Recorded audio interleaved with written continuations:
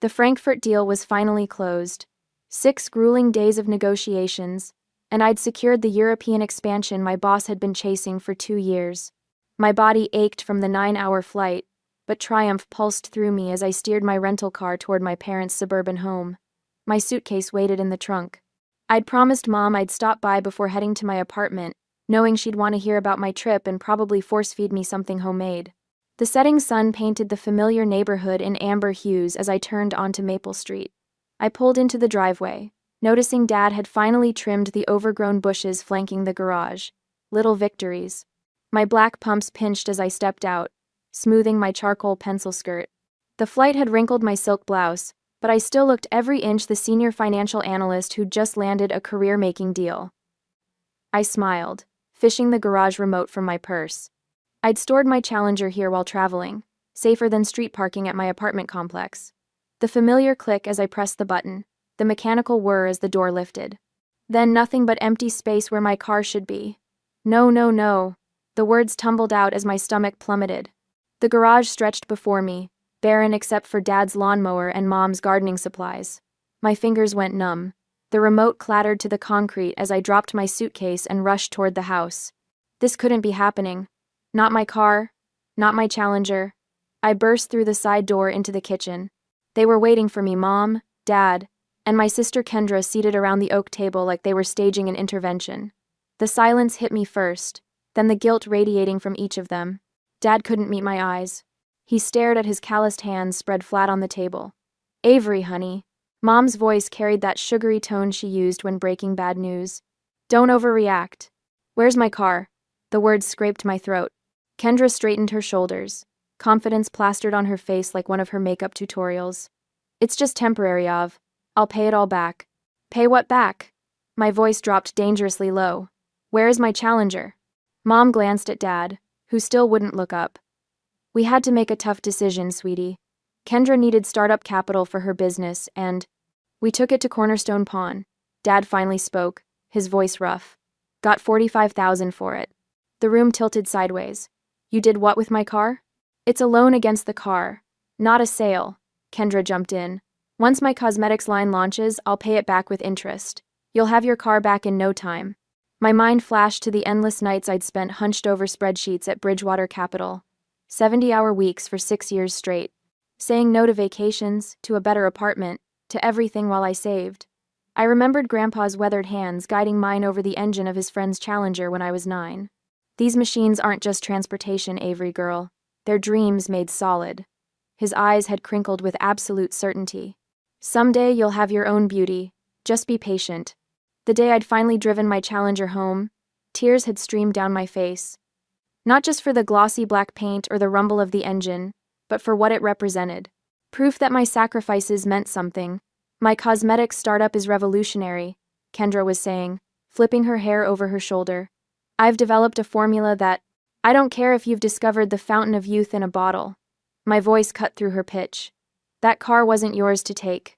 Mom's lips thinned. Now Avery, family helps family. You make plenty of money at your job. Kendra needs this chance to succeed. So you used my spare key? And my title? The betrayal burrowed deeper with each realization. You committed fraud. Dad flinched. We're your parents, Mom countered. We've always supported both our girls equally. A bitter laugh escaped me. Equally? That's what you call this? My phone buzzed in my pocket. I pulled it out automatically, glancing at the notification. My insurance company alerting me to a lien placed against my vehicle. Ice replaced the fire in my veins. This wasn't just about money. This wasn't even just about my dream car. This was about respect, something my family had never given me. You have 30 days, I said, my voice steadier than I felt. 30 days to get my car back, or I'm pressing charges for fraud and theft. Charges? Mom gasped. Against your own family? Family doesn't steal from each other. I turned toward the door. 30 days. Their shocked expressions followed me as I walked out, slamming the door with enough force to rattle the family photos on the wall. Photos that suddenly seemed like fiction, smiling faces hiding the truth that in this family, my dreams had always been considered disposable. The pawn shop reeks of desperation and cheap air freshener. I straighten my blazer, trying to look like a woman who belongs here rather than one whose world is collapsing. My reflection in a dusty display case shows mascara tracks I missed washing away this morning.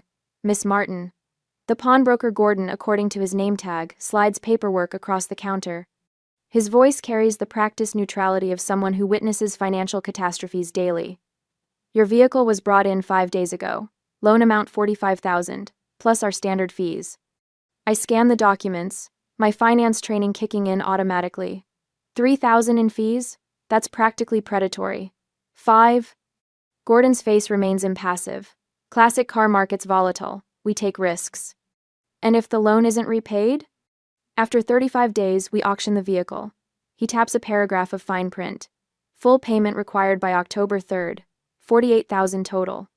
My stomach twists as I flip to the next page. There it is, my signature. Except it isn't mine. The forgery is close enough to fool the pawn shop but misses the slight upward curve I always make on the final N. This isn't my signature. Gordon's expression shifts slightly. Ma'am, if you're suggesting fraud, I'm not suggesting, I'm stating. I pull out my driver's license, then a recent work contract. Compare them. He studies the signatures, discomfort growing visible. I'll need to speak with my manager about this. Please do. And while you're at it, pull the security footage from when this transaction happened. My voice sounds calmer than I feel. I was in Frankfurt, Germany. 20 minutes and one manager later, the reality settles like concrete in my chest. My parents committed actual fraud, criminal fraud. The kind people go to jail for. We can file a police report right now, the manager offers. The word police makes my throat close. I need time to think. Back in my apartment, I sink onto the couch, still wearing my coat. On the coffee table sits a family photo album I haven't opened in years. I pull it onto my lap, fingers trembling slightly as I flip through plastic-covered memories. There's Kendra's sweet 16, a garden party with 40 guests, a professional photographer, and a cake taller than she was. I turn the page to find nothing from my 16th birthday, because I'd been working a part-time job at the mall, saving for college application fees. I flip forward. Kendra's high school graduation, where Dad rented a limousine. My college graduation ceremony, empty chairs where my parents should have been. Their flight mysteriously canceled despite clear weather. They'd made it to Kendra's dance recital the very next day. Christmas 2018 stares back at me, Kendra standing beside a red Volkswagen with an enormous bow, while I clutch a department store sweater to my chest, smiling that tight smile that doesn't reach my eyes.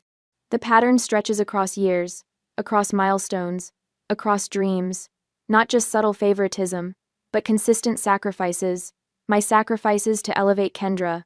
My phone rings, startling me. Uncle Harvey's name lights up the screen. I just heard, he says, skipping hello. Your mother called, trying to spin it their way. And what way is that? I ask, suddenly exhausted. That you're overreacting. That family helps family. His disgusted snort carries through the phone. This isn't right, and you know it. I do know it. Tears threaten again. I just didn't think they'd go this far. What are you going to do? I don't know yet. After we hang up, Aunt Patricia calls Dad's sister, always the peacemaker. They were just trying to help Kendra succeed. She pleads. Gerald feels terrible. Can't you find some compassion? The doorbell saves me from answering. It's Jessica from work, holding a bag from our favorite Thai place.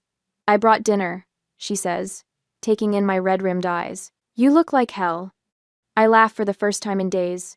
Thanks for the honesty. Over spicy noodles, I tell her everything.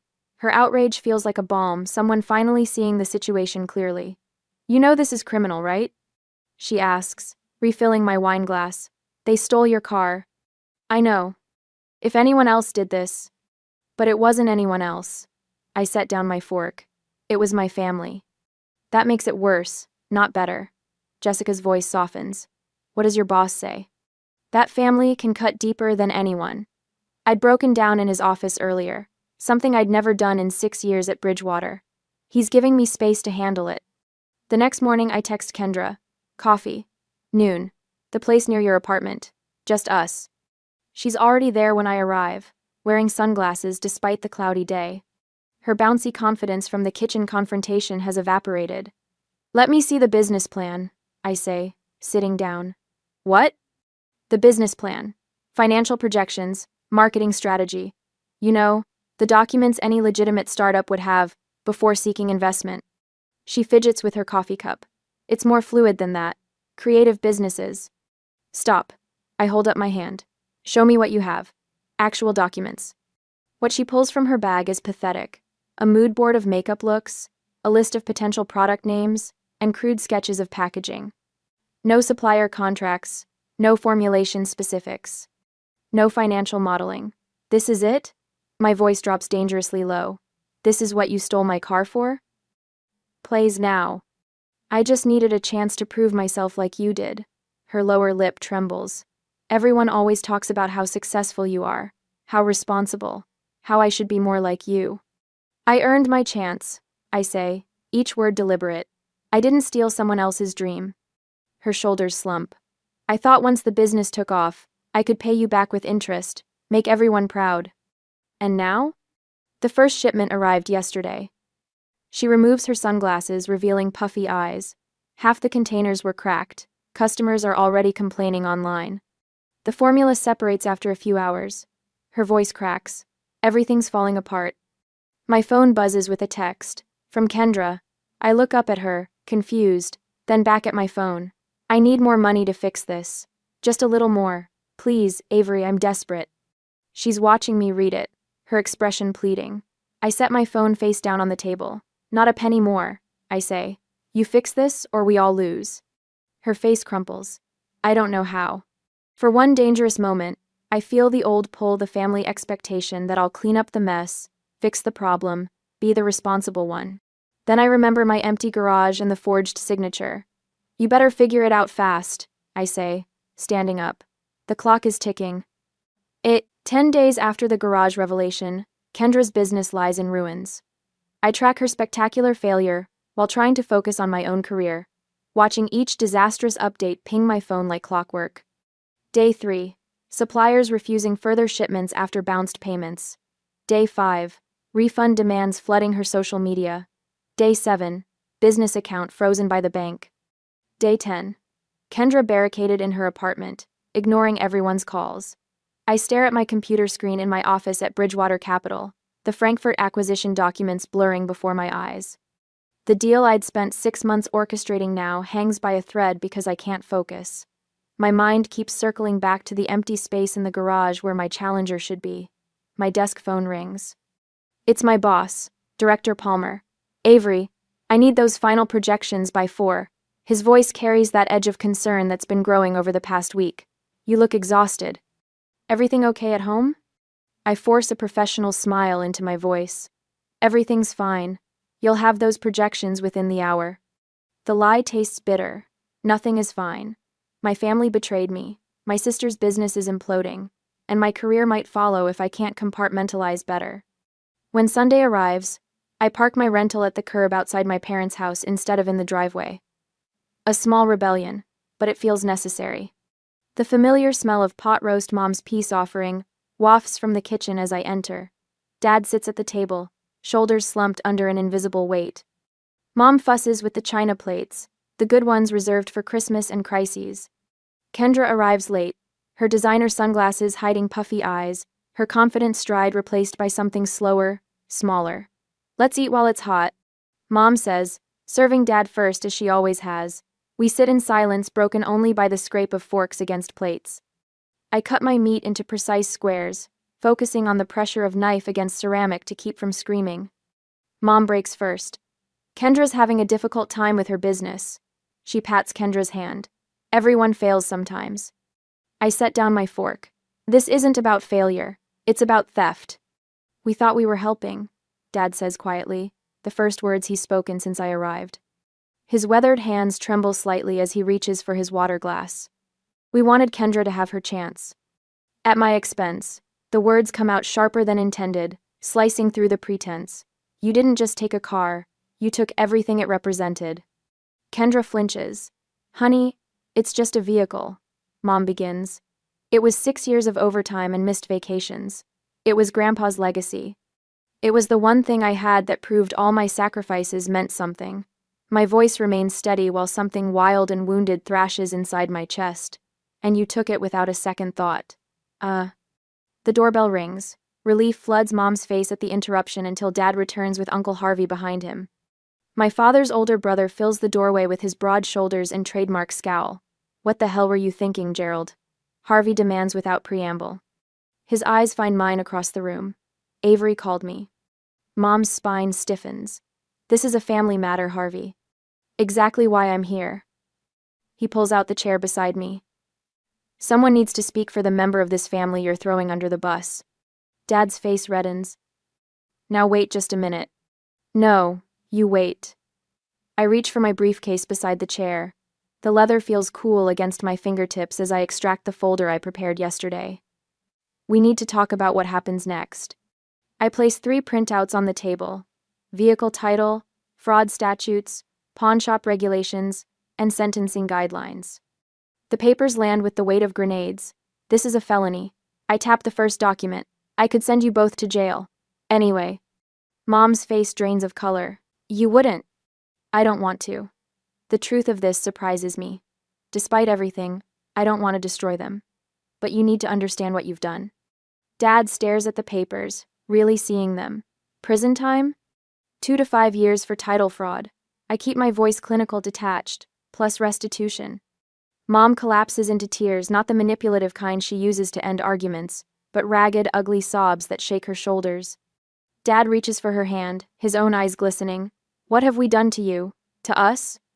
For the first time since this nightmare began, I see genuine remorse in his face. Not just regret for getting caught, but true understanding of the damage inflicted. Kendra pulls off her sunglasses, revealing red-rimmed eyes. "This is my fault." Her voice cracks. "I pushed them to do it. I knew you'd never agree. So I convinced them it was temporary, that you'd understand once my business took off." She looks down at her manicured hands. "I never thought it would fall apart so fast." Uncle Harvey leans forward. "So what's the plan? Because that pawn shop won't wait forever." 25 days, I confirm. Then they auction the car. Mom dabs at her eyes. "What can we do?" I pull out a calculator. "We need to figure out what resources we have."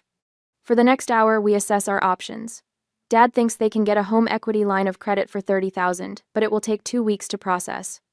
Kendra agrees to sell her BMW and empty her savings account, which might yield another $12,000. I reluctantly commit $6,000 from my emergency fund. Uncle Harvey watches this accounting with narrowed eyes. "I can loan you $5,000, he finally says, "but only because Avery shouldn't have to pay for this mess." The math is brutal. Even pooling everything, we're looking at 15 days before we can gather the full amount. And the pawn shop requires an immediate deposit of $15,000 to halt the auction process. "I'll call tomorrow morning," Dad says, his voice steadier now. "See if they'll work with us on the timeline." When I leave, the weight on my chest hasn't lifted, but something has shifted. The betrayal remains, but now there's a path forward, difficult, uncertain, but visible. Back in my apartment, I sit on the edge of my bed, a framed photo in my hands. My grandfather stands beside a gleaming black Challenger, his arm around 12-year-old me. The summer light catches on the chrome bumper and in his smiling eyes. "Cars are just metal and chrome, Avery girl," he told me once. "It's what they represent that matters." In the stillness of my apartment, I finally understand what he meant. This fight isn't just about getting my car back. It's about demanding the respect I've earned. It's about teaching my family that my dreams matter as much as Kendra's. I pick up my phone and dial my parents' number. Dad answers on the first ring. "I'll help," I tell him, my voice steady. "But things will never be the same." The silence stretches between us, filled with everything we can't undo. "I know," he finally says. "We'll make this right, Avery. I promise." I end the call without saying goodbye. Some promises come too late to be comforting, but I'll take action over words any day. Tomorrow, we start the fight to reclaim what's mine, not just a car, but my place in this family. Kendra stares at her reflection in the boutique's mirrored wall, fingering the delicate silk of her favorite Hermes scarf. Her collection, once her pride, now laid across the counter for appraisal. The shop owner studies each piece through narrow glasses, her lips pursed in calculation. "I can offer $8,000 for the lot," she says, not looking up. Kendra swallows hard. These pieces cost her over $15,000. But the pawnshop's deadline looms larger than her pride. "Done," she whispers, watching as the woman writes the check. Across town, Dad shuffles into the warehouse manager's office, arthritis flaring in his knees. Night shift? The manager raises his eyebrows. Gerald, you haven't worked nights in 20 years. Dad sinks into the chair across from him. Just temporarily. Need the differential pay. The manager studies the shadows under Dad's eyes. This about that car situation your brother mentioned? Dad nods once, jaw tight. Family business. Starting Monday then. He slides the paperwork across. Hope it's worth it. At home, Mom wraps Grandma's silver candlesticks in tissue paper, hands trembling. These pieces survived the Depression, witnessed 50 years of family celebrations. She places them carefully in a box with the pearl necklace Dad gave her on their 25th anniversary. The pawnbroker at Fletcher's barely glances at the items before offering $3,000, barely enough to cover next week's interest payment. My own sacrifices come in lost sleep and skipped meals. The Frankfurt expansion demands constant attention, but I'm taking extra accounts, pushing for the performance bonus that suddenly means the difference between redemption and ruin. The deposit receipt from Cornerstone Pawn sits on my desk, proof that our initial $15,000 postponed the auction. A small victory, hollowed by the bank's latest letter. HELOC approval delayed pending property assessment. They're making actual progress, Jessica says over takeout in my cubicle. Your sister called me. I look up from spreadsheets, surprised. She called you? Wanted to know if the financial group was hiring for entry-level positions. Jessica twirls noodles around her fork. I was shocked. Later that week, I spot Kendra across the food court, barely recognizable in simple black slacks and a white button-down. No designer labels, no statement jewelry. She shifts her weight nervously outside Nordstrom's employee entrance. Her first day. When my phone rings that night, her voice sounds smaller than I've ever heard it. I had no idea of, her words catch. 8 hours on my feet, smiling at people who treat me like furniture. And you've been working 70-hour weeks for years. I lean against my kitchen counter, unsure what to say. All those times I called you boring for canceling plans, she continues. You weren't being boring. You were being responsible. 3 days later, we meet at the coffee shop halfway between our apartments. Kendra orders plain coffee instead of her usual complicated concoction. Her makeup is subtle, her nails short and unpolished. I was entitled and selfish, she says without preamble. I'm so sorry, Avery. Not just for the car, for everything. I wrap my hands around my mug, feeling the warmth seep into my palms. Pretty words, Ken. I know. She nods, eyes steady. Actions speak louder. I'm trying to show you now. At my parents' house, Dad spreads bank statements across the kitchen table, the harsh overhead light emphasizing every line on his face. He squints at figures that refuse to balance, adding columns for the 5th time. Gerald. Mom calls from the study. Did you know about these? She holds a stack of loan applications, all in Kendra's flowing script. Credit cards, personal loans. 3 different buy now pay later accounts. Nearly $80,000, Mom whispers. We had no idea. The next morning, they sit across from Mr. Winters at the credit union, the financial advisor they've trusted for 20 years. This HELOC will delay your retirement by at least 5 years, he explains gently. And that's assuming no other financial surprises. Mom stares at her hands, wedding ring loose on her thinner finger. When I stop by to drop off my portion of this week's payment, Dad meets me on the porch steps. For once, Mom isn't hovering nearby with excuses. We failed you, he says, voice rough with emotion, long before we took your car. I sit beside him, the weathered wood creaking beneath us. All those years, we praised Kendra's dreams while dismissing yours. His calloused hands twist together. You never asked for much, so we never thought you needed much. The Sunday evening sky turns golden as we sit in silence. Then the HELOC finally comes through, but with a 3-day processing period. Relief turns to panic when Cornerstone Pawn calls. Another buyer is interested in the Challenger, offering cash. We just need 2 more days. Dad pleads over the phone. Business is business, the pawnbroker replies. First money here gets the car. The next 36 hours blur into frantic calculations and desperate phone calls. Kendra empties her savings account. Mom sells her anniversary diamond earrings. I max out my emergency credit line. Still $3,000 short. It's not enough, Mom says, voice hollow as we gather around the kitchen table. The deadline is tomorrow at noon. The doorbell rings, and Uncle Harvey stands on the porch, checkbook in hand. Family helps family, he says, echoing Mom's words from weeks ago, but with entirely different meaning. The next morning, we all crowd into the bank, watching the digital clock tick toward noon as the manager processes the wire transfer. Dad's hand trembles as he signs the authorization. At 11:42, the confirmation appears on the screen. Payment received. For the first time in weeks, we breathe. The early morning sun catches on the chrome trim of my Challenger as I stand in front of Cornerstone Pawn, gripping the receipt in my sweaty palm. After 30 days of family sacrifices, arguments, and enough tears to fill the Colorado River, we've scraped together the $48,000. Every penny accounted for. My throat tightens as I push through the glass door. The same pawnbroker who took my car sits behind the counter, eyebrows lifting in recognition. "Miss Martin," he says, sliding paperwork across the counter. "Here for your vehicle." I nod, unable to trust my voice. My signature feels foreign as I scrawl it across each line, the pen trembling between my fingers. The broker counts the cashier's check twice before sliding over a folder containing my title and a set of keys. "All square," he says, but I barely hear him. My hands shake so badly I nearly drop the keys. Cold metal against my palm, the familiar weight I'd thought I might never feel again. Standing in the lot, I trace my fingers along the glossy black paint, feeling for imperfections, for evidence of mistreatment. The chrome trim catches sunlight, sending it back in blinding flashes. "They detailed it yesterday," the broker mentions from behind me. "Policy before return." I don't answer. This moment should feel triumphant. Instead, it tastes like ash victory hollowed out by betrayal. Grandpa's voice echoes in my memory.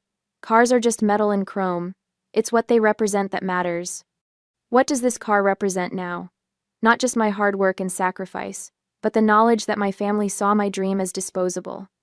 The engine rumbles to life with a familiar growl that vibrates through the seat. Tears stream unchecked down my face as I pull away from the pawn shop, each mile between us allowing another fragment of emotion to break loose. By the time I reach my apartment, my cheeks are soaked, mascara probably tracking dark rivers down my face, but my car is home. 3 days later, my phone buzzes with a text from Mom. "Sunday dinner? 5 p.m. Your father's grilling steaks. Cute donde." The invitation lands like a stone in my stomach. I consider declining but type back a simple, "I'll be there," instead. Some conversations can't happen over text. Sunday arrives with perfect spring weather. The Challenger's engine announces my arrival before I even turn into their driveway. Dad stands by the grill, spatula frozen mid-flip as I park. Mom appears in the doorway, worrying a dish towel between her hands. Dinner is an exercise in awkward silence, punctuated by requests to pass the potatoes or comment on the weather. Kendra picks at her food, eyes downcast. Nobody mentions the elephant sitting at the table with us. Finally, Dad clears his throat, setting down his fork with deliberate care. "Avery?" he begins, voice formal as a stranger's. "I've prepared some things I'd like to say." He pulls a folded paper from his pocket, hands visibly trembling. "I betrayed your trust. I violated your property rights. I failed in my duty as your father to protect what matters to you." Each sentence sounds rehearsed but sincere, his eyes darting between the paper and my face. Mom reaches across the table, tears spilling. "Please forgive us, sweetheart. We were wrong. So terribly wrong." Kendra straightens in her chair.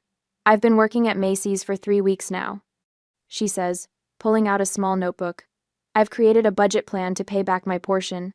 It'll take time, but every penny will be returned." They watch me, 3 faces tight with hope and fear. "Healing takes time," I say finally, setting my napkin beside my plate. "Trust isn't rebuilt overnight." The relief in the room is palpable, though no one smiles. They understand this isn't forgiveness, just the willingness to try. 2 days later, I sit across from Rachel Holman, the lawyer whose card has been burning a hole in my wallet for a month. "You have a solid case for criminal charges," she says, glasses perched on her nose as she reviews the documentation. "Title fraud, identity theft. Your parents could face serious consequences." I stare at the family photo on her desk, 3 generations smiling in matching sweaters. "What are my other options?" Rachel leans back. "A formal repayment agreement, legally binding, but without criminal charges." The next Sunday, We gather around the dining room table again. Uncle Harvey sits beside me, his weathered hands steady as he watches my parents and Kendra sign the contracts. Monthly payments for 2 years. I explain, voice steadier than I feel. With interest. Dad's hand shakes as he signs, but his eyes meet mine without flinching. We'll honor this, Avery. Every term. The power shift is unmistakable. For the first time in my life, my boundaries aren't just words to be dismissed. They're in black and white, legally binding. I never wanted this kind of authority over you. I admit later, as Harvey walks me to my car, sometimes respect has to be enforced before it can be freely given, he replies, squeezing my shoulder. The extended family reunion the following month becomes the stage for public reckoning. Aunt Patricia corners me by the potato salad, wine glass tilting dangerously. Everyone makes mistakes, dear. You've made your point. Time to let it go. Uncle Harvey materializes beside us, steady as an oak. They need to own what they did, Patricia. No minimizing. The backyard falls silent as Kendra steps forward, shoulders squared despite her trembling voice. I manipulated my parents, she announces to the gathered family. I played on their favoritism, but they chose to betray Avery. We're all accountable. Aunt Patricia's mouth opens and closes like a fish. Cousin Mike gives me a solemn nod of respect. Something shifts in the family dynamic, truth cutting through decades of enabling patterns. Later that week, I changed the garage door code at my parents' house. The symbolism isn't lost on any of us as I install a security system on the Challenger, the small black box blinking beneath the dashboard. Will you leave a spare key with us? Mom asks as I prepare to leave. Just in case of emergency? I meet her eyes, holding her gaze until understanding dawns. No, I say simply. I won't. She nods, lips pressed together but accepting. The message requires no further explanation. Some boundaries need no words, just the clear, unmistakable sound of a line being drawn. The mountain curves ahead unfold like a beckoning hand. I downshift, feeling the Challenger respond with a rumble that vibrates through the steering wheel and into my bones. The Colorado Rockies rise around me, painted in morning gold. 1 year since I nearly lost her, and driving still feels like coming home. You were right, Grandpa, I whisper, patting the dashboard. The black paint gleams in the sunlight, every reflection a reminder of what I fought for. The windows down, mountain air rushing through my hair, I can finally enjoy this dream without the shadow of betrayal. My shoulders no longer hitch toward my ears in constant tension. The knot that lived between my shoulder blades for months has finally dissolved. Last week's dinner at my parents' house plays in my mind. Dad led me to the garage before I left, unveiling the small addition he'd built himself, a secure, locked space with its own separate alarm system. Your car's always safe here now, he'd said, voice gruff with emotion he still struggles to express. Only you have the code. Mom has learned to ask now. Simple things like, would you mind if I borrow your jacket? The questions themselves are small victories, acknowledgments that my belongings aren't community property. Kendra sends me $300 each month. Not much against what she owes, but the consistency matters more than the amount. Her apartment is tiny, her wardrobe simple. Last month she showed me her new budget spreadsheet, pride replacing the desperate need for approval that once drove her.